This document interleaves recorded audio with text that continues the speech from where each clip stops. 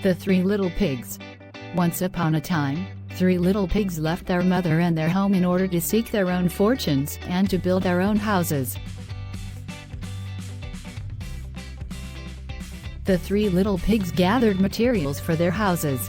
The first little pig chose to build his house from straw, the second little pig chose to build his house from sticks, and the third little pig chose to build his house from bricks.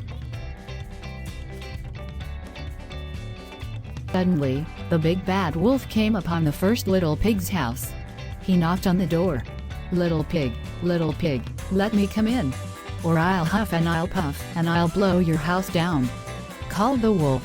The little pig felt safe in his house, so he shouted back, "Not by the hair on my chinny chin chin."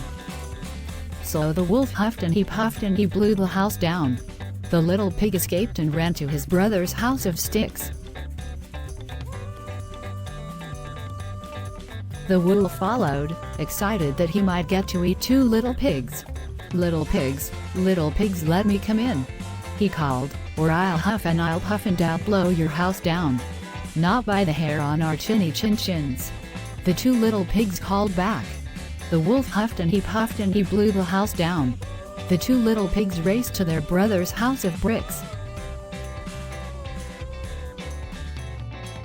The wolf followed them, and once he reached the house he began to shout, little pigs, let me come in, or I'll huff and I'll puff and I'll blow your house down.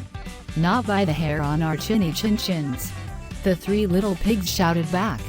The wolf huffed and he puffed and he huffed and he puffed, but he could not blow the house down. The wolf was really hungry and angry that he hadn't gobbled up any little pigs yet.